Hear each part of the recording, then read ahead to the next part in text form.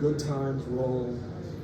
Bobby said, man, that was the gig that got them banned from Richmond. Gate crashers piled into the glass doors. Jiminy Christmas, what a mess. Miserable, rain, cold as the dickens. But they elevated the Coliseum, man. They gave a great show. My first concert, you think? Well, I reckon so. If not the first close to, at least outside of your mama's belly. We took you places, but that was probably the biggest show of that kind you'd seen at the time that you remember, you know? I started playing guitar. Wreck of the old 97, yeah? After that, you started on the Casey Jones. Hey, your mom didn't like that. None of that, no. You laughed. High on cocaine. Trouble ahead, trouble behind. Right, exactly. So I had to tell her, darling, these are train songs. Train songs are part of our tradition. Yeah, you gotta know the train song. She said, maybe so, but that song's really not about trains. I think I should say that we're dedicating the show tonight to Jerry, except we don't do that many covers. Play some tunes. Friend of the Devil isn't that tough. A couple others.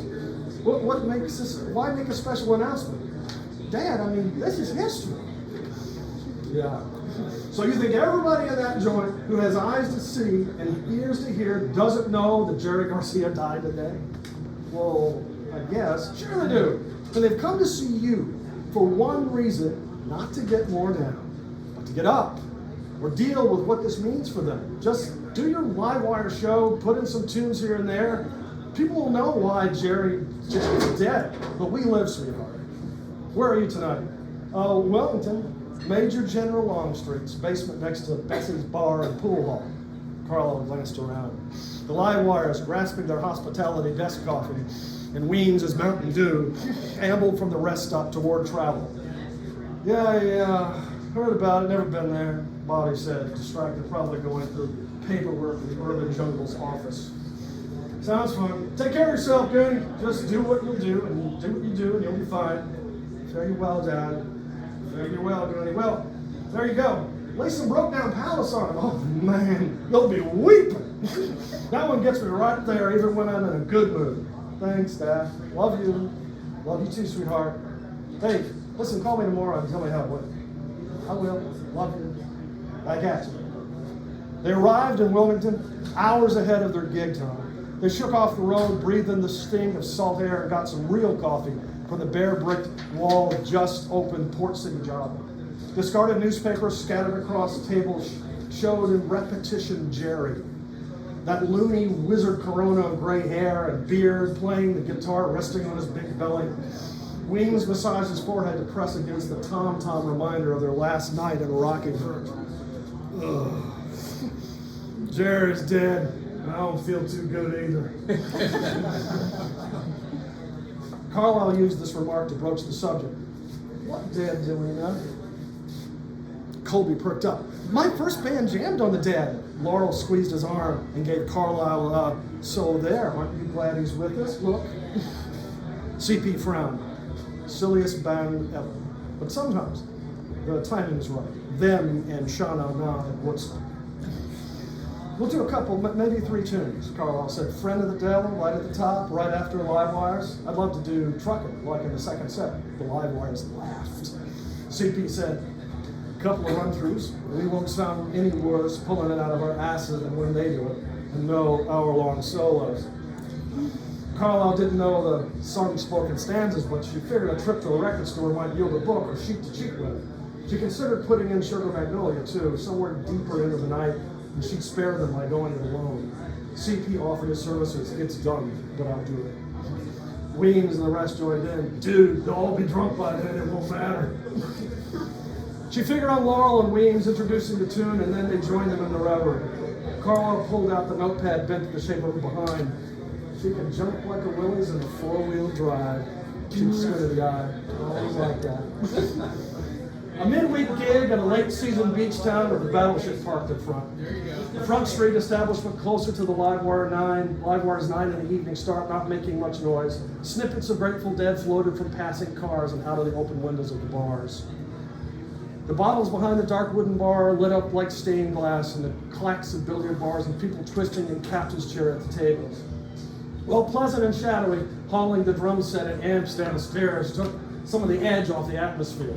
The live wires, accustomed to cramped playing conditions, clumped into the designated performance space opposite the entrance. Not much room remained for maneuver after CP installed his minimal trap set. Jason, the red ringleted-haired and freckle-armed manager in charge, took care of them drink-wise. Get us on tap suited Carlisle. The amiable, enthusiastic Jason loved his job and live music opportunities. Jason and Carlisle made their ginger one-of-us connection.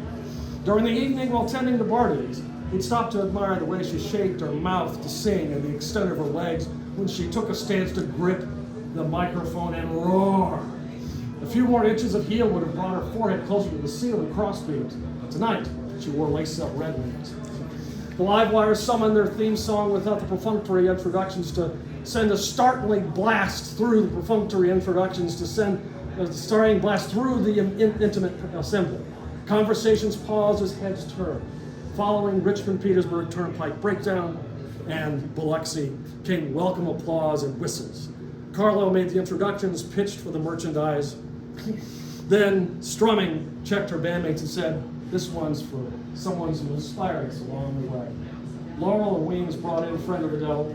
For Carlisle and Colby to join, CP maintained a subtle whispering presence. Colby's voice blended well into Carlisle's, though not near as seamless as Bruce's, the more a function of time than ability. Truckin absorbed most of the preparation time. The long streets denizens made loud appreciation of the live wire's recognition of the day's melancholy event. "We'll do a few more of these tonight," Carlisle said, frowning and adjusting the mic stand, but like everybody else, we were caught unaware by the news. Emphatic nodding the heads of the bar. Glasses and bottles lifted high toward the truth of the observation. A girl in a paisley halter dress used a napkin to pat away her tears. "We hope you'll like this one. This is one of ours," Carlisle said. She called for "That Ain't Right," and the evening proceeded. By the start of the second set, Longstreet's and the adjoining pool hall bustled. The live wires received requests for more Dead memorial tunes. Carlisle figured, what the hell? Let's get this one out of the way. She copied from a book the truckin' lyrics and key signatures and made photocopies. Jason, the bartender, scared up some tape to stick the sheets to the microphone stands. Colby and Carlisle had been through the tune a few times that afternoon on the street.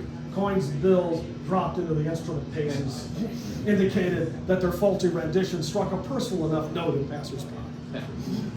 "If we get it more than half right, the song will do it for us," Carlisle told him.